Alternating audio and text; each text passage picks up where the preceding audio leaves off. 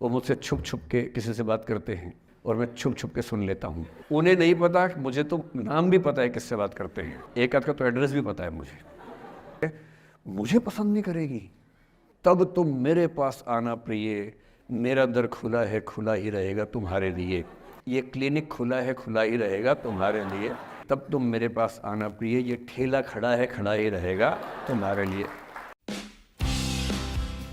3-4 प्रसंग होते हैं। एक होता है कि आप किसी को बहुत चाहते हैं पर वो आपको नहीं चाहता। आपकी उम्र में ये सब तो खेल होता है, और क्या खेल होता है।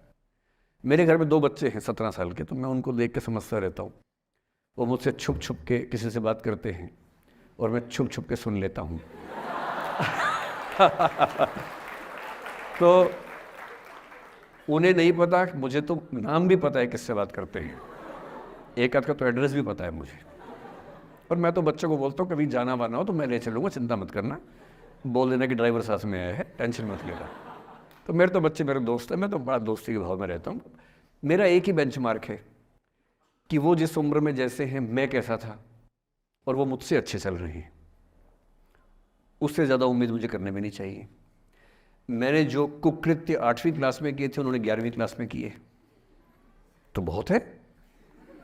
मैं ये क्यों मान के चलूँ कि वो देवी देवता पैदा होंगे? मेरे ही तो बच्चे हैं भाई। जीन तो मेरे ही है, तो कैसे देवी देवता हो जाएंगे?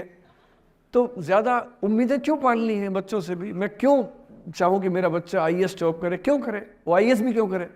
उसका मन करेगा तो करेगा। अगर वो कहेगा कि मुझे स्टार्टअप करना है, स्टार्टअप कर लो भाई।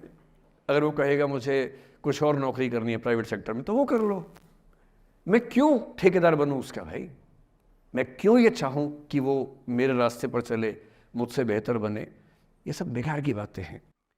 तो मैं कुछ सूत्रों में आपको बात बताता हूँ। इस उम्र में आप कितना उसको फॉलो कर पाएंगे मुझे नहीं पता, लेकिन कोशिश करेंगे तो कुछ तो फ़ायदा होगा ही। पहला सूत्र मेरा आप लोगों के लिए ये है कि जब आप किसी को पसंद करें और वो आपको पसंद ना करे, तो टेंशन नहीं लेनी है, तेज़ाब तो नहीं उठाना है। ठीक? कई लोग इस मूड में रहते हैं, मुझे पसंद नहीं करेगी, मैं राजा हूँ, मैं नवाब हूँ, मुझे पसंद नहीं करेगी। अरे तू क्या है भाई? नहीं पसंद हो तो नहीं पसंद हो, ये क्या बात हुई? सबसे पहले अपने अंदर से लोकतांत्रिक बनिए, डेमोक्रेटिक बनिए। जैसे आपको हक है किसी व्यक्ति को पसंद करने का, उसको भी हक है किसी को पसंद या नापसंद करने का। यदि कोई ऐसा व्यक्ति जिसको आप पसंद नहीं करते वो आपको प्रपोज करे, तो आप उसको मना ही तो करेंगे। बस मना इज्जत से कीजिए, किसी को बेआबरू करके मत भेजिए। ये नहीं कि अच्छा तुम शीशा देखा है कभी, रुको रुको आईना मेरी जेब में लो। ऐसे नहीं करना है। बड़े बेआबरू होकर तेरे कूचे से हम निकले, वो वाला भाव जो गालिब को आया था, वो भाव नहीं आना चाहिए। अगर कोई आपको कभी प्रपोज करे, आप लोगों की उम्र है, ये सब चलता ही होगा आप लोगों के बीच में।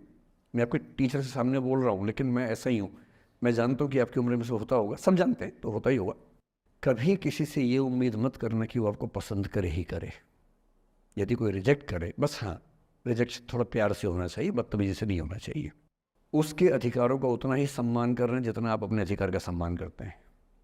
कि ठीक है भाई, आपको मैं पसंद नहीं, कोई बात नहीं, तू नहीं कोई और सही, कोई और नहीं कोई और सही। बहुत लंबी है जमी मिलेंगे लाख हंसी, इस ज़माने में सनम तू अकेली तो नहीं। कितने लोग हैं दुनिया में, ऐसा क्या है? और मैंने बहुत प्यारे प्यारे बच्चों को देखा रोते बिलखते हुए कि मैंने उसको प्रपोज किया, उसने मुझे मना कर दिया। अंकल, छोटे छोटे बच्चे आजकल मुझे लव गुरु मानते हैं अपने आसपास। वो मेरे पास आके ऐसी ऐसी बातें बताते हैं, बड़ी क्यूट तोतली आवाज़ में। मैंने उसको प्रपोज किया, उसने मुझे ऐसे वाली आवाज़ में एकदम रोते बिलखते हुए। तो मैं बोलता हूँ बधाई हो बहुत बहुत तुम्हें, कॉन्ग्रेचुलेशन। मैंने अपनी ज़िंदगी में ऐसे 50 मामले देखे, और 50 में से कम 49 मामले में जब कहीं दिल नहीं लगा, बाद में उससे बेहतर ही व्यक्ति मिला। अगर कभी ऐसा हो ना, मन ही मन में बधाई देना अपने आप को कि बच गया। हाँ बोल देता तो फंस जाती, हाँ बोल देते तो मर जाता। और मन में भाव वही रखना है, तो नहीं कोई और सही बात है, स्ट्रेस नहीं लेना है। मैं जानता हूँ कि आपकी उम्र में आसान नहीं होता, आपको रात रात भर सपने आएंगे, बेचैनी होगी, करवटें बदलते रहे सारी रात हम, आपकी कसम आपकी कसम। ये सब ड्रामा होता है, ये फिल्मी गीत है। मुझे गीत कविता इतना याद है कि मुझे हर बात में वही दिमाग में आता है, मैं क्या करूँ। ये होता है आपकी उम्र में, पर वो भी एक फेज़ है। अगर ये फेज नहीं जिया तो भी क्या जीवन जिया। कभी कभी बेचैनी भी तो होनी चाहिए, वरना ज़िंदगी में मज़ा क्या है। अगर हर चीज़ लिनियर है, हर चीज़ फॉर्मलाइज है, फिर मज़ा क्या है ज़िंदगी में। ये उठापटक, ये बेचैनी, ये घबराहट, ये तनाव, संतरास भी तो होना चाहिए कभी कभी ज़िंदगी में। इससे बुरी स्थिति तब होती है जब आप किसी रिलेशनशिप में हैं और वहाँ ब्रेकअप हो जाए, ये भी होता है। देखिए, मैं आपको बड़ी खरी खोटी सुनाने के मूड में हूँ। जिस तरह का प्रेम आप लोगों की पीढ़ी में होता है, मैं ये नहीं कह रहा कि आपकी पीढ़ी ख़राब है, हर पीढ़ी ऐसी होती है, बस ये कि आपकी पीढ़ी को सुविधाएं ज़्यादा मिल गई हैं। हमारी पीढ़ी में ना चिट्ठी लिख के भेजनी पड़ती थी, बड़ा रिस्क होता था। चिट्ठी लिखो कागज़ पे, फिर एक डाकिया ढूंढो भरोसे का, तो भरोसे वाला कुरियर बॉय या कुरियर गर्ल जाके चिट्ठी वहीं दे के आए जहाँ हमने कहा है। ये भी डाउट कहीं किसी और को दे के आ जाए। या कबूतर से बात करो, कबूतर जा जा जा, पहले प्यार की पहली चिट्ठी साजन को दिया। कबूतर का क्या भरोसा किसको दे के आ जाए। लेकिन कितना तनाव था उस ज़माने में। आपके ज़माने में क्या है, सीधे व्हाट्सएप निकाला, खटाक से भेज दिया मैसेज, और नंबर किसी से मांग लिया 1 सेकंड में। नंबर भी नहीं देना है तो किसी कौन सी ऐप होती है, मैंने सुना कुछ और ऐप्स होती है, मेरा नंबर वाली भी होती है, इंस्टा होता है, एक और भी तो कोई होती है वो जिसमें कार्टून जैसा मुंह बन जाता है, स्नैपचैट। हाँ, स्नैपचैट पे चले गए। मैंने सुना है कि उसमें नंबर भी नहीं देना पड़ता है, ऐसा कुछ चक्कर है। वहाँ ढूंढ लिया। किसी को कुछ कन्वे करना इतना आसान दुनिया में कभी नहीं हुआ था जितना आज आसान है। इन सब के ऊपर टिंडर है, बम्बल है, पता नहीं क्या क्या है, राइट लेफ्ट करते जाना है, उसी में कहानी शुरू। पर ये कहानियाँ जितने हल्के तरीके से शुरू होती हैं, मैं दावे से कह रहा हूँ कि 100 में से 99 अट्रैक्शंस 1 से 2 महीने में ख़त्म हो जाते हैं। क्योंकि आप जिसके प्रति अट्रैक्टेड थे ना, वो तो उसका बाहर का परसोना था। जहाँ परिचय गहरा होता है, असलियत सामने आ जाती है, और जब असलियत सामने आती है झेलना बड़ा मुश्किल होता है। आपके सपने टूट जाते हैं। आप जिस छवि पे दीवाने हुए थे वो छवि तो सिर्फ छवि थी, वो तो इंसान नहीं था वैसा। 99% केसेस में मेरा ख्याल है कि अट्रैक्शन 1-2 महीने में समाप्त होता है। उसके बाद तो एक बोझ है जो आप ढो रहे हैं। कभी कभी होता है कि दोनों का खत्म हुआ तो बात आसान है, कभी कभी किसी एक का खत्म होता है, एक का नहीं होता है, वहाँ मामला मुश्किल हो जाता है। तो ऐसा हो सकता है आपके जीवन में कि दूसरा साथी आपका ये कहे कि भैया देखो, मैं तुम्हारे साथ कुछ महीने से हूँ, पर मुझे अब अच्छा नहीं लग रहा, मैं ब्रेकअप करना चाहता हूँ।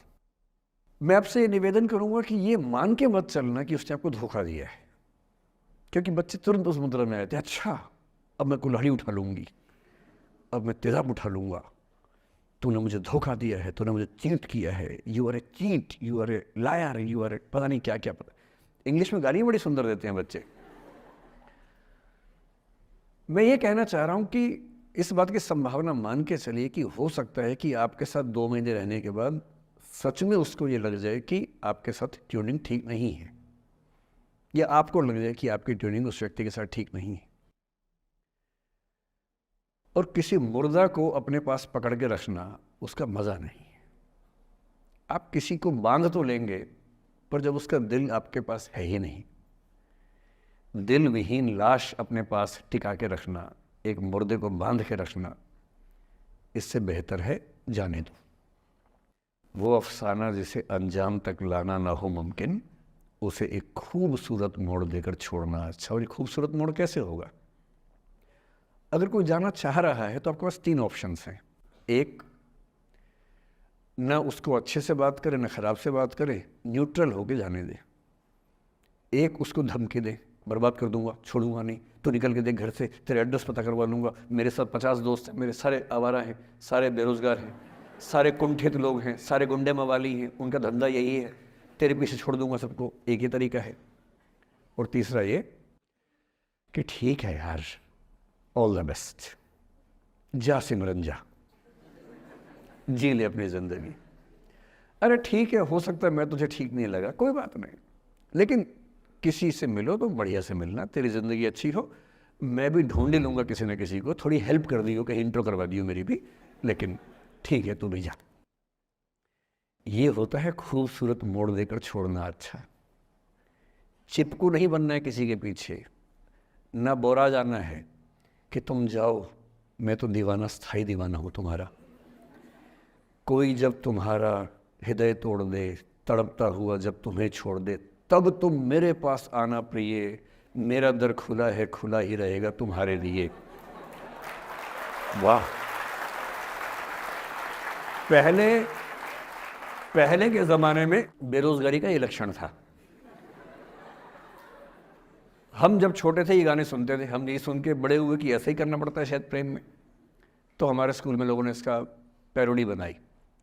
जब कोई तुम्हारा सर फोड़ दे, तड़पता हुआ जब तुम्हें छोड़ दे, तब तुम मेरे पास आना प्रिय, ये क्लिनिक खुला है, खुला ही रहेगा तुम्हारे लिए, तो बस आ जाना। जब कोई तुमको सड़क पे छोड़ दे, गाड़ी अपनी वहाँ से मोड़ ले, तब तुम मेरे पास आना प्रिय, ये ठेला खड़ा है, खड़ा ही रहेगा तुम्हारे लिए। क्यों भाई, क्यों खड़े रहोगे? बेरोजगार हो क्या? अरे ठीक, जा सिमरन जा, जी ले, और मैं भी जा रहा हूँ जीने के लिए। ये दीवाना नहीं बनना है कि तुम मतलब मुझे ना चाहो तो कोई बात नहीं, किसी और को चाहोगी तो मुश्किल होगी। अजीब हाल है यार। तुम ठेकेदार हो कि तेरा ठेका मेरे पास है, नहीं तो किसी के पास नहीं है। अजीब हाल है। अरे ठीक है भाई, उसकी ज़िंदगी है, जीने दो उसको। क्यों किसी की ज़िंदगी में इतना हावी होने का प्रयास करना है? जब आप नहीं चाहते कि आपकी ज़िंदगी में कोई हावी हो, आप क्यों किसी की ज़िंदगी में इतने हावी होंगे? और जब बहुत दर्द हो ना, हमेशा दूसरे के पर्सपेक्टिव से भी सोच के देखिए कि उसको ऐसा क्यों करना पड़ा। क्या पता कोई मजबूरी हो, कभी कभी होती है।